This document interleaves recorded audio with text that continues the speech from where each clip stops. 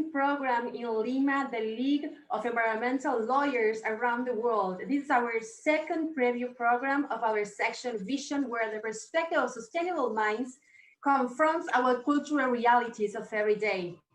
This time, in this last Saturday of every month, we are having a wonderful guest speaker. It's an honor to have it in Lima. It's an honor to say to you that we are having Dr. JAIRO Garcia with us. Thank you, Dr. JAIRO, for being with us. Thank you so much for inviting me, Carrie. Thank you so much. I'm very pleased to be here. Thank you. We are honored to have such a wonderful human being and also such a wonderful activist, professor, academic. Oh my God, I have to introduce you who Dr. JAIRO Garcia is. Dr. JAIRO Garcia is an expert in urban sustainability, climate change, and sustainability education. Dr. Garcia is the former director of climate policy with the city of Atlanta and lead author of Atlanta's Climate Action Plan. He received the National Individual Climate Leadership Award by the EPA in 2017. Dr. Garcia holds an engineering degree, 2 Masters of Science degrees, and a doctoral degree in educational technology and sustainability also. Recently, Dr. Garcia is the CEO of Urban Climate Nexus and teaches classes in urban sustainability and climate change at Johns Hopkins University and the Georgia Institute of Technology, and so much more. Oh my God, Dr. Garcia, thank you so much for being here. How are you? I'm doing wonderful. I'm doing better than I did during the last 4 years. So I'm very, very, very happy and very pleased with what we are making with this country, and hopefully we can start to take a global action to address sustainability and climate change. Yes, of course, and I will thank God for our lives also here, for Teresa and Mauricio that they are back there, for Dr. Garcia, for everybody that is watching right now, and the ones that are rebroadcasting our YouTube channel that are from Lima. I tell you, may God bless you and thank God for your lives. God loves you, and we are here because He's so good. So we are going to start our today live climate talk, as I always like to say to every people that are hearing us. So tell us about how you ended up working in the sustainability and climate change issues. So I would like to say, Kerry, that I am Latino, as you can detect by my accent. I'm originally from Colombia. I grew up in a very poor neighborhood of Colombia. And then I struggled, to go to school. I was working since I was 7 years old, but I ended up having some good grades at the university, and I was lucky to be hired by an American company. And then I moved here to the United States, and I completed my education, and I was hired by the big corporations. Have you heard about Coca-Cola, maybe? Yes, of course. Who hasn't heard about Coca-Cola? So Coca-Cola, I work with Coca-Cola as an engineer. As a matter of fact, I basically work migrating the entire network of Coca-Cola to the internet when the internet started. So I travel all over the world. I visited so many places. I was telling you that I've been in Buenos Aires many times, and Mexico many times. So I traveled all over the world. But everywhere that I went, I saw the same problems. A lot of pollution, the smog, poverty, the environmental destruction was just, it was just so sad to see. I remember going to Colón, the Colón town right in front of Buenos Aires, and see from the distance Buenos Aires, and then you don't see the skylines because the smog over Buenos Aires. So it was just so sad. Everywhere that I went, it was just destruction and destruction. But it was the pinnacle was when I was in Lima, Peru, that I saw the Lima River practically without water. And then one block from there, it was the Coca-Cola company, selling Coca-Cola products. So it was kind of in what year was this? Lima, in Lima, Peru. That was in 2008. Oh my God! I mean, there's a lot of time. Like from here, 2021. It's a lot, and still in that year you were having trouble seeing everything, seeing the water. Yeah, it was terrible. So when I came back, I was working in my doctoral dissertation, and I was working in economic development. But I realized economic development is not. Economic development is just one component of sustainability. It's not about economic development. It's part of it, but it's also environmental issues and social issues. So those are the three pillars of sustainability: the economy, the environment, and society. And without those three, we cannot achieve a sustainable development. What we commonly call the circular economy, right? That without that, we cannot like have a development country or a development mind, right? Exactly right. How about the climate change over there? I mean, in all the economic circular minds that we need to have, how about the climate change? How do you match the climate change with the circular economy? So basically, what the climate change is the result of malpractices in our path to sustainable development. Well, not sustainable development, to the economic development at that time.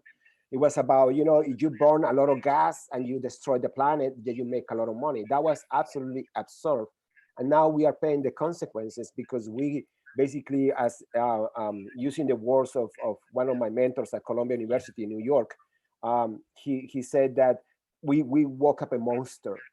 With climate change, we woke up a big monster. And we are expecting, according to the scientific community, we are expecting the worst of climate change.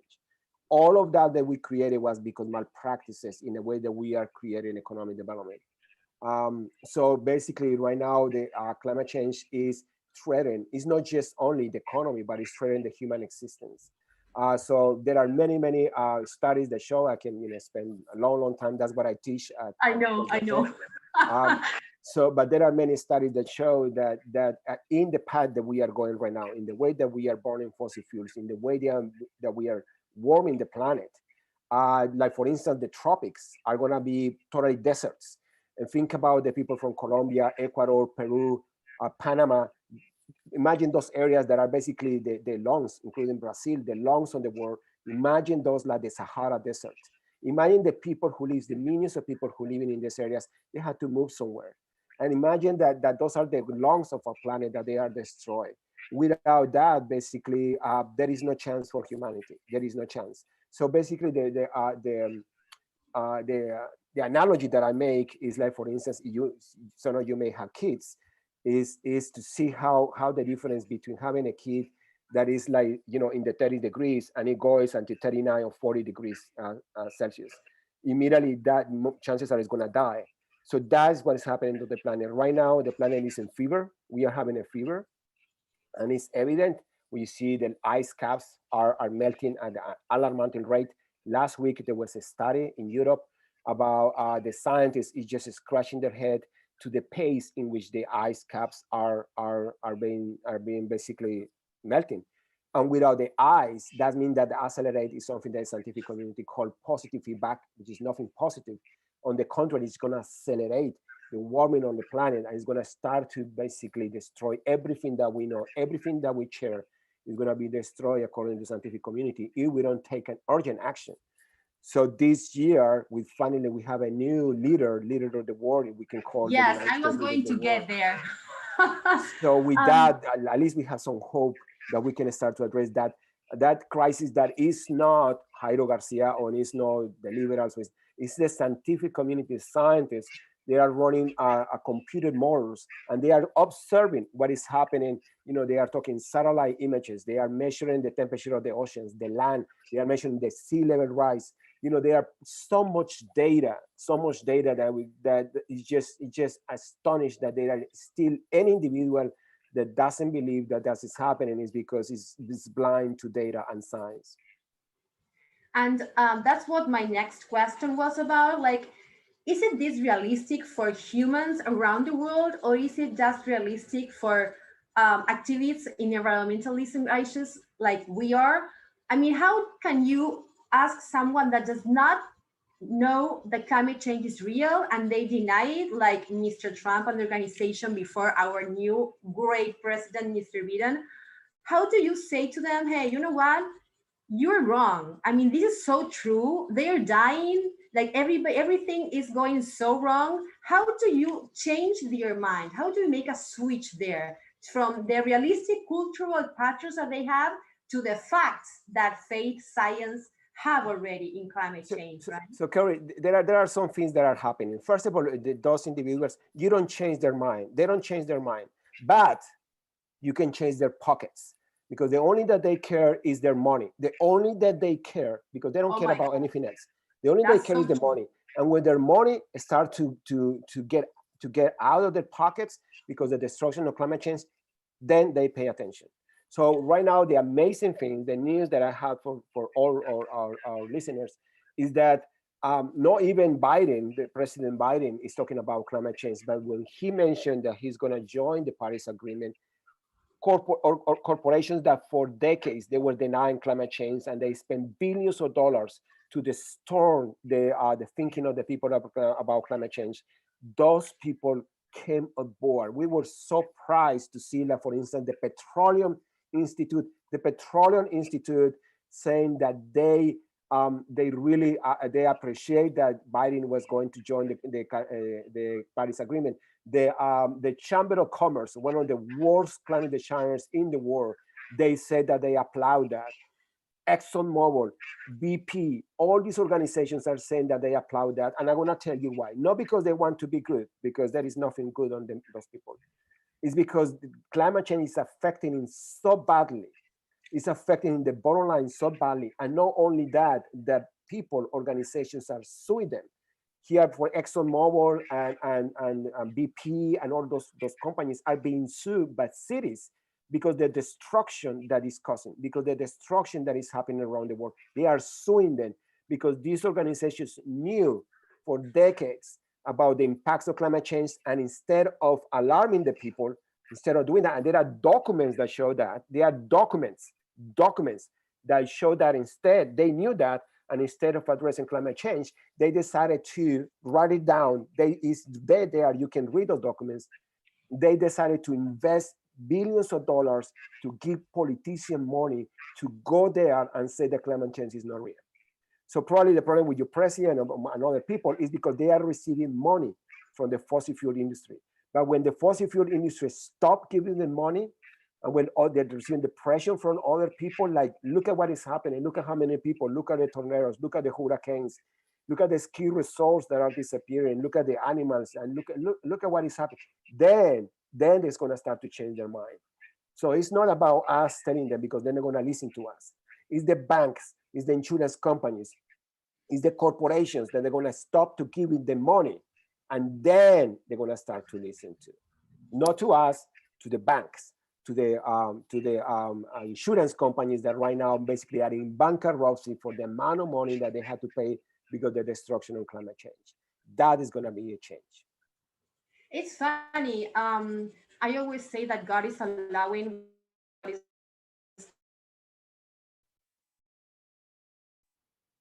and this pandemic frozen everybody. And in these months are the, well, I'm like, okay, there are a lot of signals that we have from a God that is telling us, stop, do not lean about the money. We are stewards of the creation that he created us. So it's really amazing what you're telling us, because it's about the money. For them, it's about the money. And I will say the same thing. Like, we have that problem by ages. Like, my ancestors, my grandfather said the same thing. And I remember my grandfather saying to me, I believe that you're going to have a better generation, a better world. And I am still here with you right now talking about the same thing. I mean, it's amazing that we are the ones bringing all the new generations and the awareness and the selflessness that we need to have, that to matter that we are all one, that we are not here because like we are going to be succeeding in this life. I mean, there's one life, one planet, as I always say. And you're also a member of the Climate Reality Project, right? Yes, I am. I am the Climate Reality, and I am the chair of the Atlanta chapter for the Climate Reality. Mm-hmm. Can you please introduce us what Climate Reality is? I have the pin right here, by the way. Oh my God, I didn't have it because I am a host right now, but I am too Climate Reality, so yes. So the Climate Reality is a great organization. Everybody remember that in the year 2000, when there was the elections here in the United States, the Al Gore was going to run for president of the United States. And unfortunately, there was basically an attack on democracy, and the Supreme Court at that time, which is basically conservative, they allied with the Republican president. They gave it, the Supreme Court says, we're going to stop the counting of votes. The Supreme Court told the American people they're going to stop counting votes. So Al Gore lost the elections because even though he got the majority of elections, the Supreme Court decided to go against the wish of the people.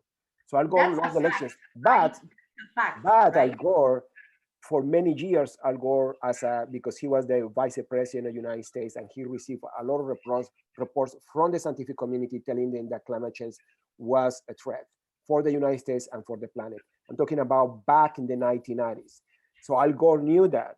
So what Al Gore did, it instead of collapse with the laws that he had in the bid for the presidency, he decided to do something constructive. And he said, I'm gonna make this information available to the public. So as you remember, he wrote this amazing book, An Inconvenient Truth, and he posted a documentary that made people aware of what was happening with climate change. Because he did that, he was awarded the Nobel Peace Prize in 2004, if I'm not mistaken, with the IPCC. So he chaired the IPCC, which I'm going to talk a little bit about that.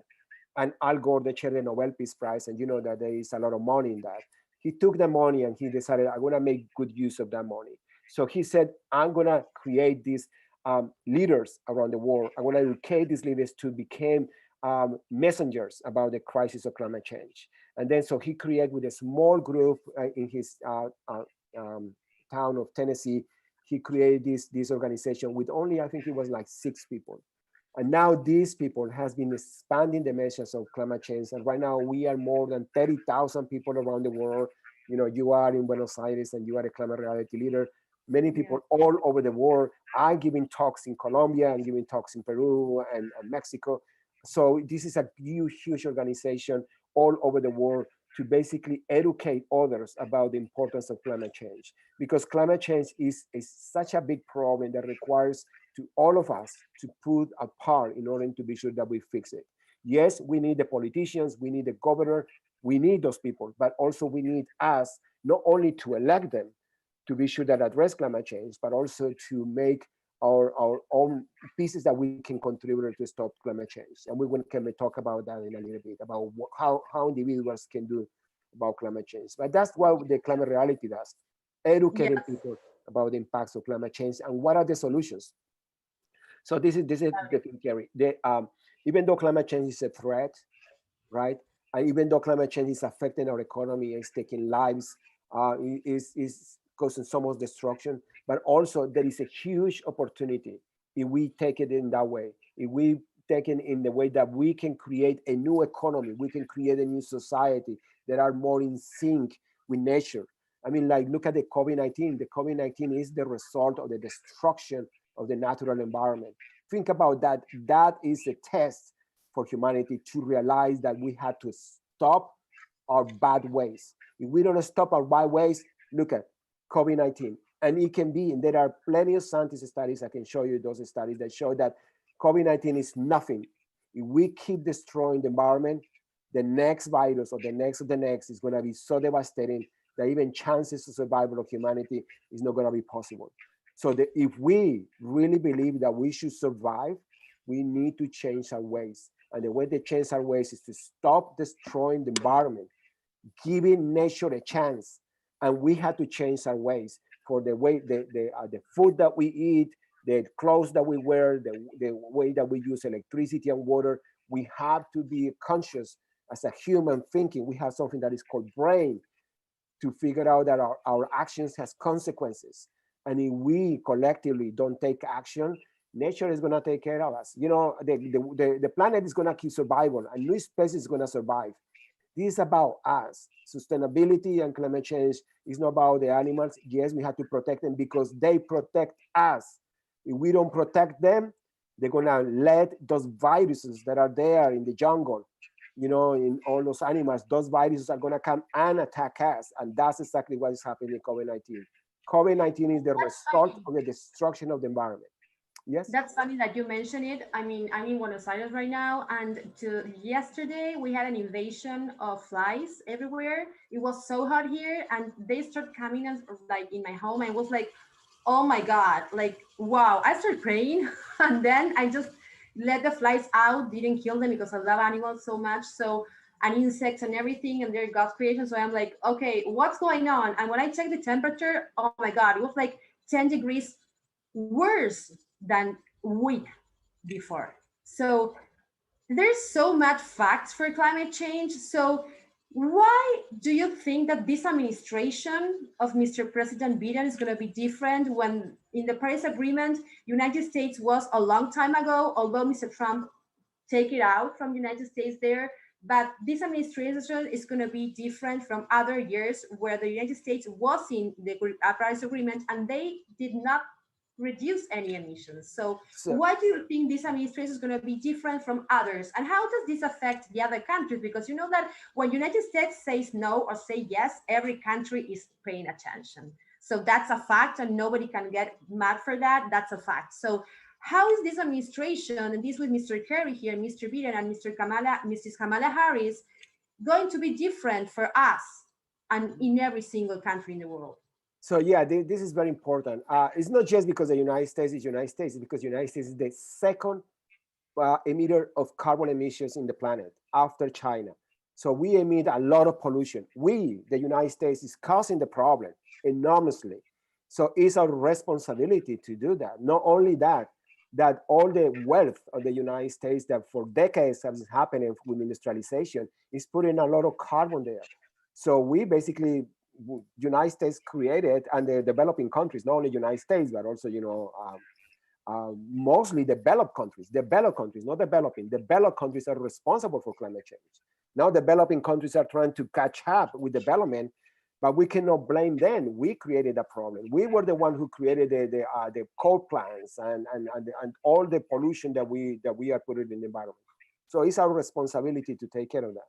But not only that, that is just the opportunities that we can provide to other countries. United States have the obligation to be the leader, So before what is known now, remember that the Paris Agreement was in 2015, so it was not too far away.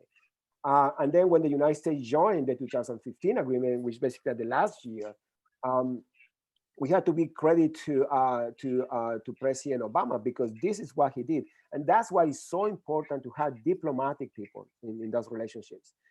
So this is what I did. So one of the oppositions in the climate agreement was China. But this is what Obama did. Obama organized a climate event in California and invited the bigger representatives of China to California to talk about climate change. And he creates these conversations and they talk and they listen, we are the two largest polluters, we can do that. And after that event, China joined the Paris Agreement and immediately he signed the Paris Agreement. But it was too late for him to do anything. It was 2015, the following year, 2016, it was when this, I wanted to say monster, but it's just too low to say that. Probably something worse than that. It was elected by the surprise of the United States and the world. But then, so that stopped there. And it's during the 4 years, the only we have seen is destruction, bad example, corruption, the worst of the dictatorship. Donald Trump remind me of the dictators in South America at the worst. But luckily, you know, the democracy, even though there was an attempted coup, where you guys saw that, but they fell and democracy triumphed. And now the democracy, the majority of the United States people elected the president that cares about climate change. The big difference right now is that, as I mentioned, as soon as Biden signed, they joined the Paris Agreement, companies that never in history before, were helping us. They applaud, they support it.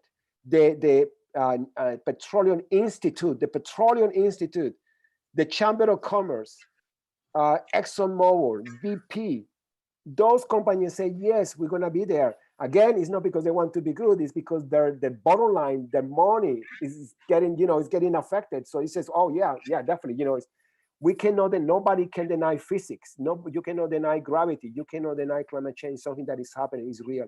So, so they are being affected, and that's why they want to collaborate. So imagine that. So imagine that we are working with the polluters, the ones that are polluting the environment. We are working to start to be an example in the world. And as you have hearing John Kerry, he's the envoy of the United States in the Paris Agreement. I mean, he's been very, very explicit. He says, No other country, even though the United States is not doing anything, no other country in the world is doing enough. The good news, Kerry, probably you heard about it, that was last Sunday. It was a study that showed that Europe right now is producing more energy from renewables than from fossil fuels, the first time in history. So Wow. Europe is being an example so far, even though it's not even meeting the Paris Agreement yet, but it's being an example. So the United States has to jump over there and then work together, not only for the developed countries, but also with all developing countries. Because at the end, the one that benefit the most with clean energy and sustainability is our countries, our developing countries. Because I mean, with solar, when you have solar panels and you have solar cars, you don't need to import gas from the United States, or you don't import cars from Russia or other countries. You don't need to do that. You create your own. It's just from the sun. It's gonna be benefit everybody. So I mean, when I go to those farms in Colombia, you know, in the middle of nowhere, they need sustainability. They need wind. They have wind. They have sun. They can produce their own electricity. They can you know, tap the water from the rivers. They can be sustainable. We don't have to depend all the time from big Exxon Mobils and fossil fuel BPs. We don't have. They are basically sucking all our money, all our wealth in the entire planet. That's why they are doing this so far. But apparently, as you know, indicated for last week, apparently they have to change their tune because things are changing very quickly and it's affecting them as well. I'm gonna give you one example. The headquarters of BP, the British Columbia, British Petroleum, is in Houston, and many other headquarters of those fossil fuel companies are in Houston, Texas.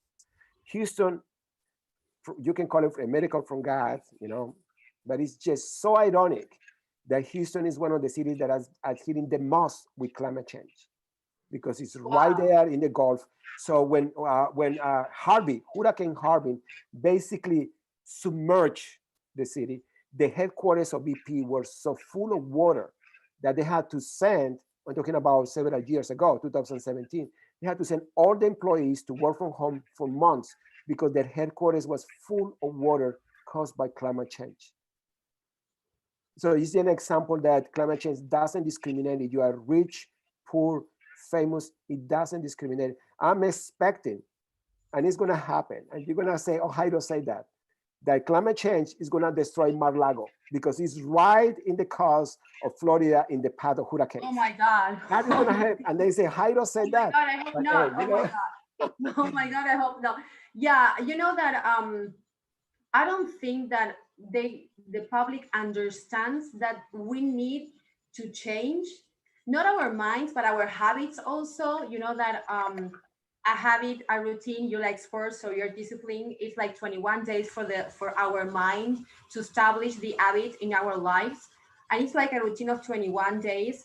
I don't know if they understand that we have in the nature everything that we need to eat, to survive. We don't have to have or be successful with a lot of money or companies just to be somebody. We are all unique and we are all creation of God as his image. So we are going to be fine if we gather together to fight for this climate crisis and this climate change and these sustainability patterns of minds that we need to have. So the question is, how these individuals, these citizens that are watching you right now and in the rebroadcast that are going to watch, how can they take action from their lives just to change it? They need to be in a senate, in a parliament, or they need to be in a government, or they need to be a politician, or they need to be famous. How can they take action, real action, to mitigate the global warming? So thank you for asking that. That's really important. So yes, we need everybody. We need everybody to take a common action, and also individual actions are extremely important. So the first thing that I believe that you know, in our countries, you know, Colombia or Argentina, I believe a little bit in democracy. Somehow, maybe it's utopic, my thinking, but I believe that is some kind of democracy. So the first thing that we have to is, as a citizens, demand climate action, and never give the opportunity to any politician ever to be in a public office that denies climate change, because that person is going to be an obstacle. That person is going to be the worst is there. We have to eliminate climate change deniers from a public conversation. They should not They should know, because they are, in my concept, they are criminals. They are criminals. Politicians that deny climate change are criminals, and we don't want criminals in a public office. So the first thing that we have to do as a humans, as a conscious citizen, is to elect representatives that work on climate change, because it's a crisis. It's a crisis, and we have a window so small. The scientific community is telling us we have a window very small. If we don't reduce 50%, 50% of our emissions by 2030, and 100% by 2050, then the world is going to collapse. How they know that? Because they have computer models, they have historic data that they can put together. They know these models and scenarios, so they know if we don't reduce carbon emissions, we are going to collapse. We're going to collapse. So one thing is, as individuals, we have to be sure that we elect politicians that address climate change. One thing. The other thing is that obviously we have to inform ourselves about what is climate change, how climate change is happening, and all the physics about climate change, which are not that difficult. I do this talk all the time. We have to educate ourselves about climate change. Elect politicians that are working with climate change, educate ourselves, joining the Climate Reality Leader, which is free. The Climate Reality Leader is free. We educate you for free. So there is no excuse. So that's what the service that we do as a Climate Reality organization. We educate. I receive emails from people like, can you talk to the Rotary Club, and can you talk to my school? Last week I gave a Rotary Club presentation. I gave a presentation at school of high, how you call it, higher K-12, call it here in the United States. So we do that presentation for free. There is no excuse about educating yourself. The third thing is to start to change in the ways that we do that. How we do that, things that are consume a lot of carbon emissions. Like for instance, driving. We had to reduce our driving, maybe taking public transit, maybe riding our bikes is good for our health. I have my bike in front of me. I ride my bike here in the United States. I'm very proud of that.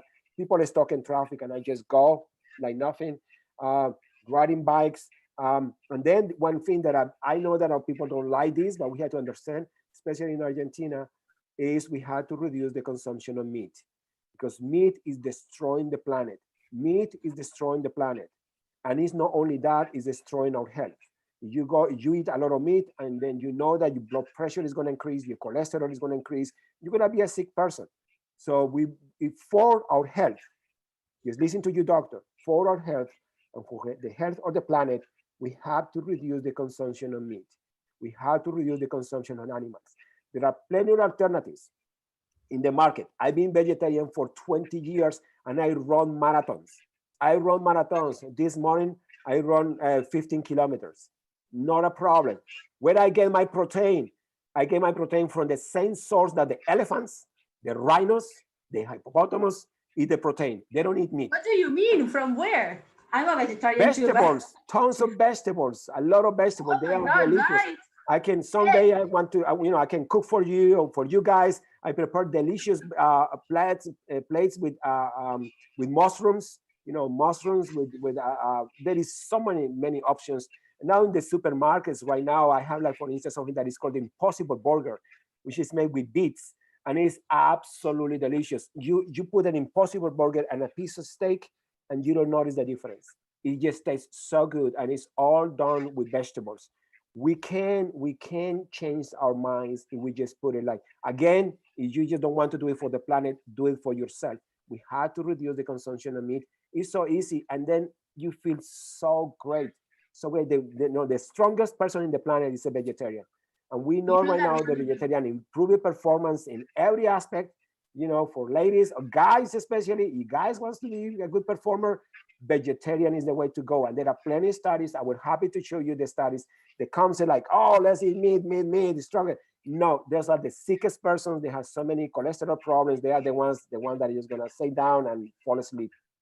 Now, being with vegetables, a lot of energy, is so healthy. I feel so healthy after 20 years of being vegetarian that I won't even think in my mind to go back to meat. I don't even miss it.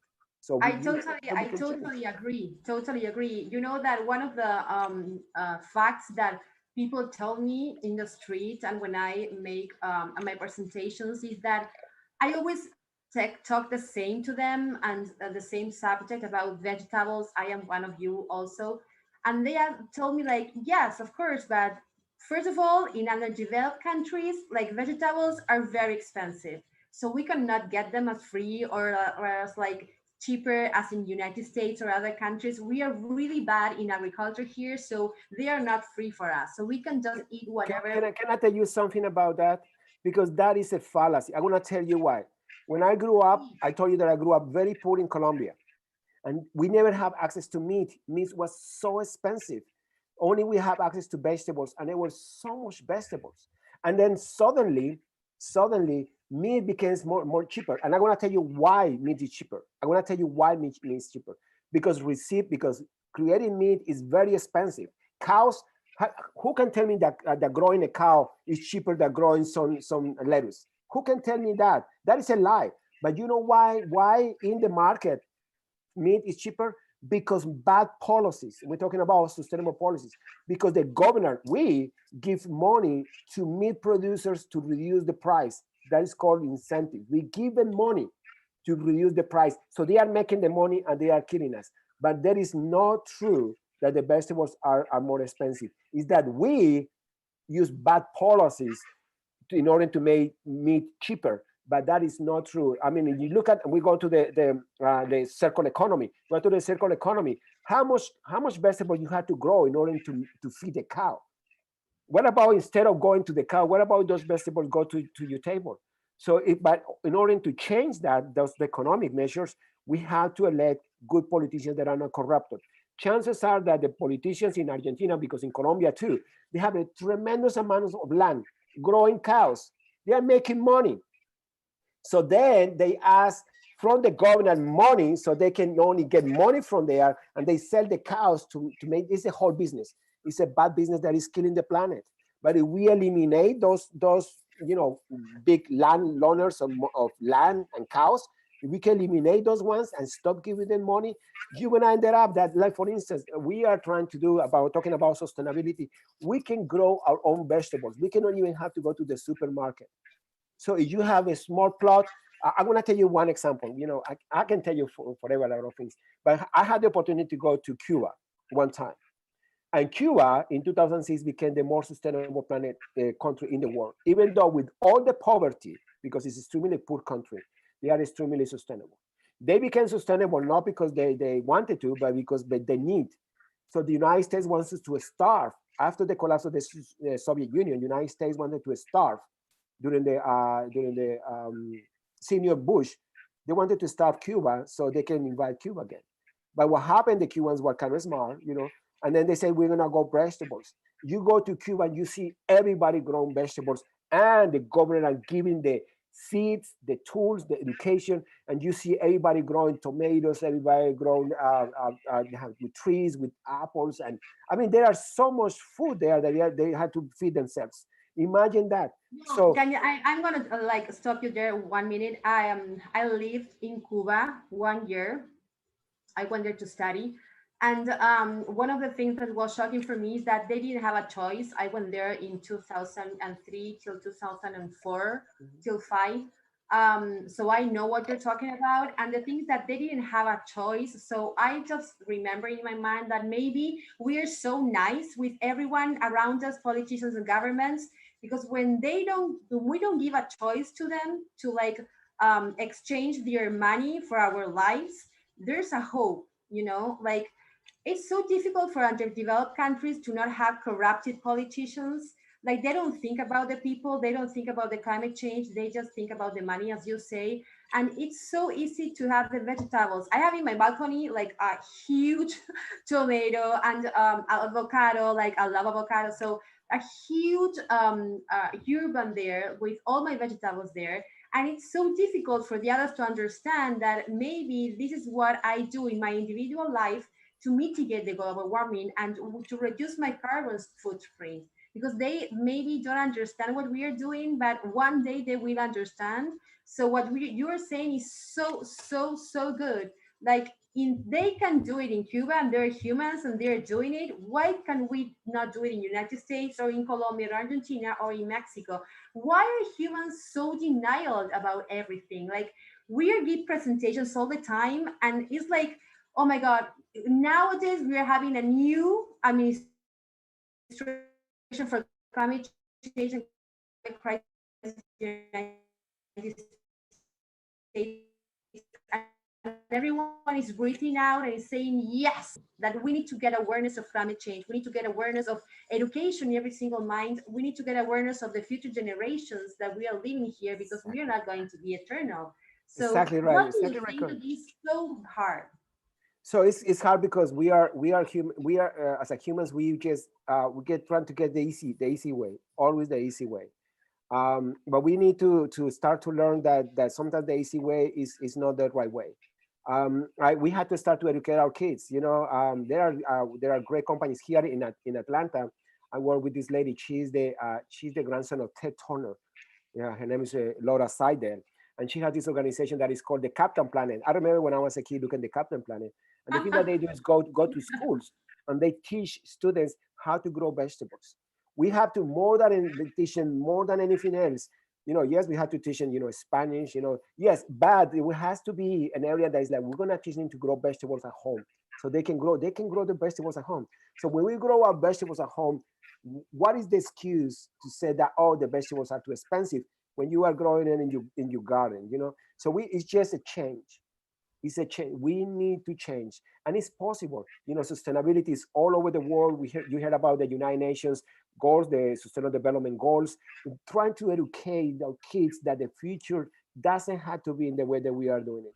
The future can be better. We can grow our vegetables. We can have healthy people that doesn't eat a lot of meat, instead eating fruits, eating things that are good for them, that is good for the environment. Ride their bikes instead all the time jumping in cars, polluting the environment.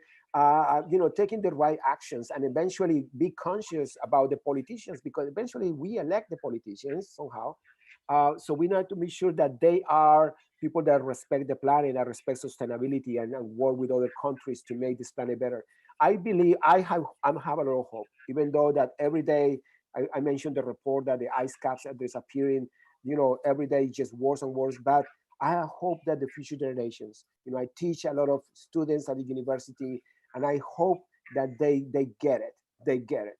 And they are not going to be tied to all those practices that are killing the planet. So I'm hopeful for that. You are an activist, a protest activist. I've seen you in a lot of photos over there, protesting the Capitol tree and with the Presbyterian Church and everybody.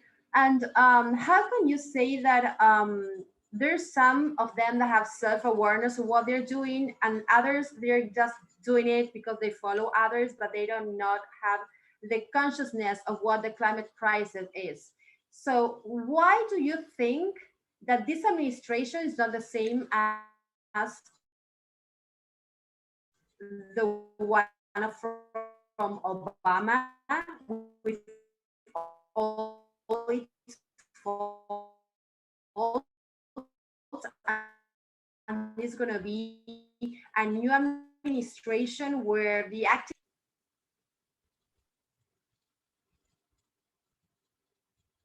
Are you there, Kerry? I think I lost you. Oh, okay. Am I on?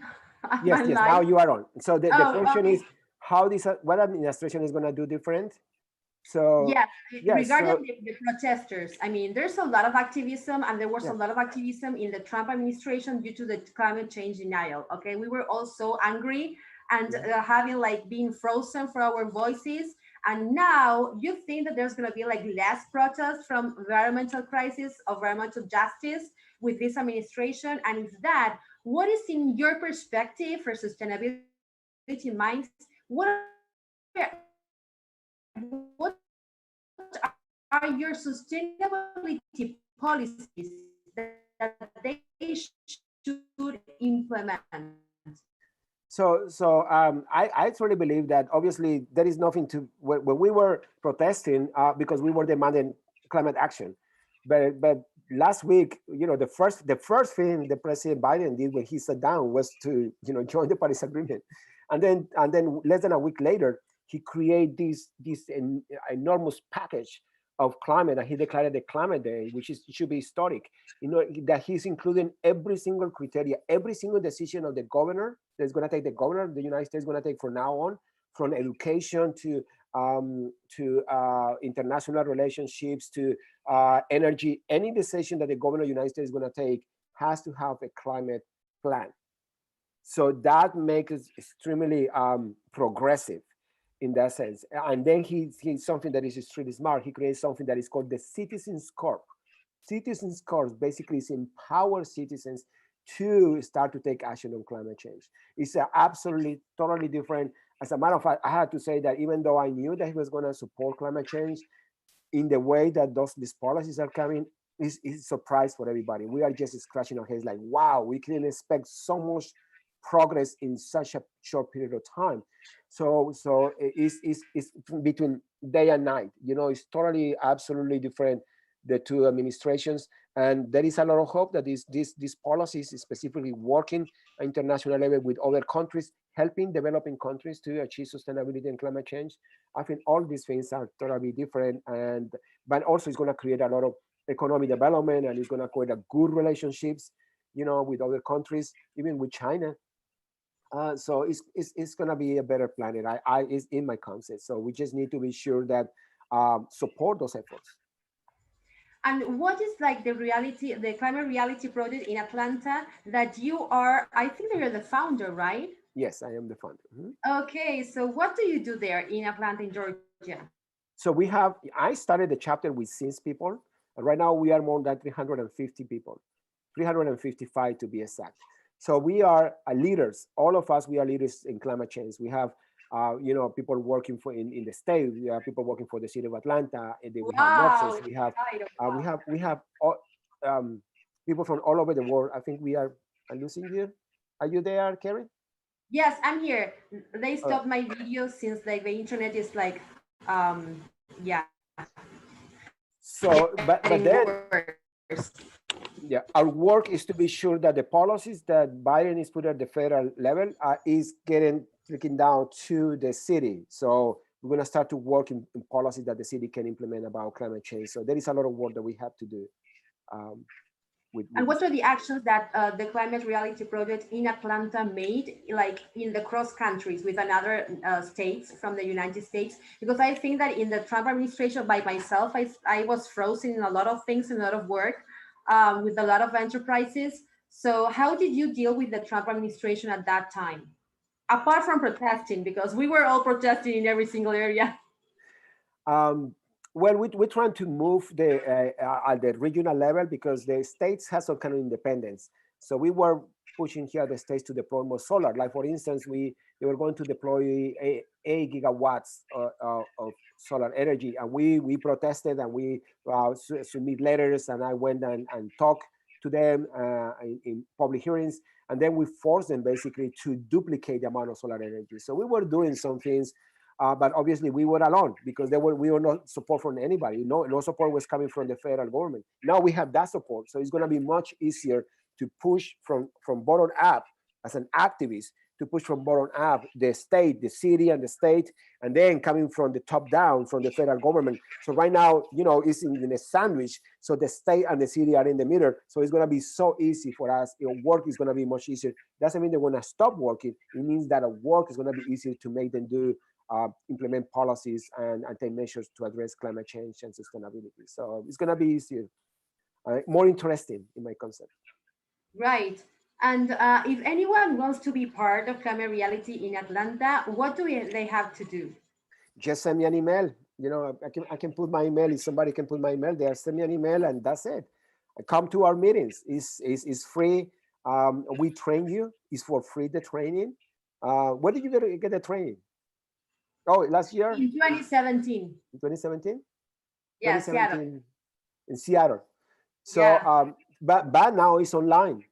Everybody can get training. People in Argentina, I encourage you. Right now, we're going to have in April one that is going to be only in the United States, but we're going to have at least 2 international trainings. And then with the wonderful systems of the internet, everybody can get the training, and it's totally free.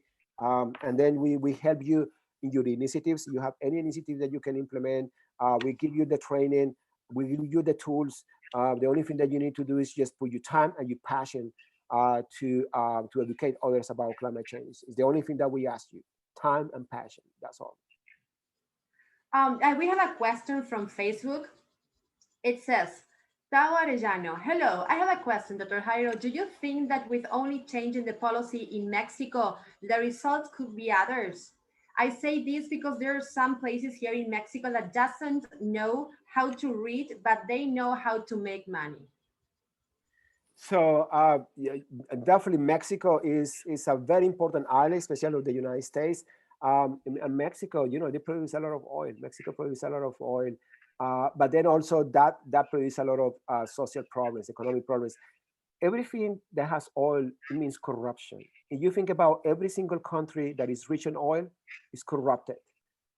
Think about Venezuela. I mean, Venezuela, it doesn't make sense for a country that is so rich, like in Venezuela, you know, and they have so many oil.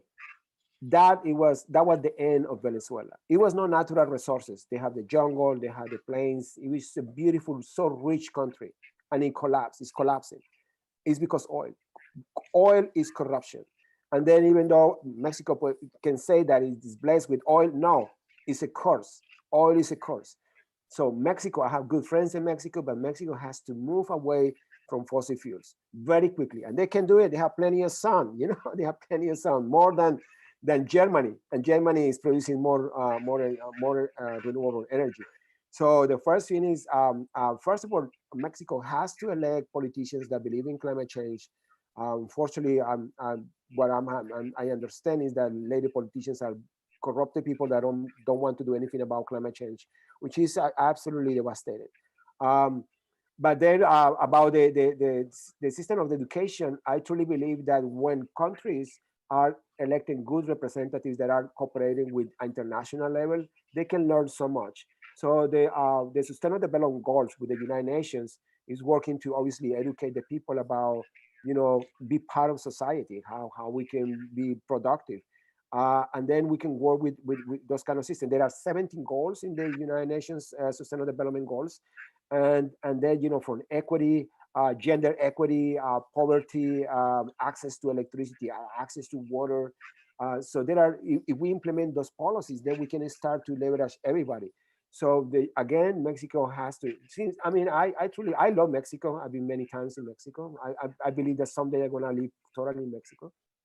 But the problems are because corrupting politicians, so which is the problem probably everywhere. But we need to be sure that we elect people that represent us and then address climate change and address the interests of the people.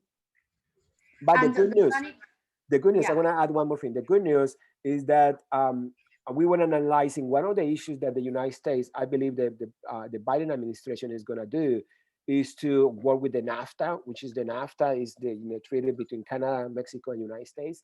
And then it's going to be implementing policies in that trade that incorporate climate change.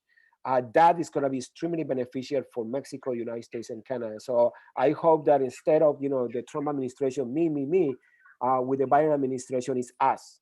They call North America, Canada, Mexico, and the United States. So hopefully this administration has a better relationship with Mexico. Well, it's ironic that this climate change and climate crisis that we are having everywhere drive us all in one. You know, like we are driving in union, in love, and in perspective sustainable minds, and we are not driving dividing us, but we are going to the original creation that we had always. So this is huge because by climate change we are more one in all and not in all. So this is like really really good. Tao Orellano says if you can give your email to the audience, please? Yes, absolutely. Oh, you can say it like. Oh, yes, it's my name, Jairo H. Garcia at urbanclimatenexus.com.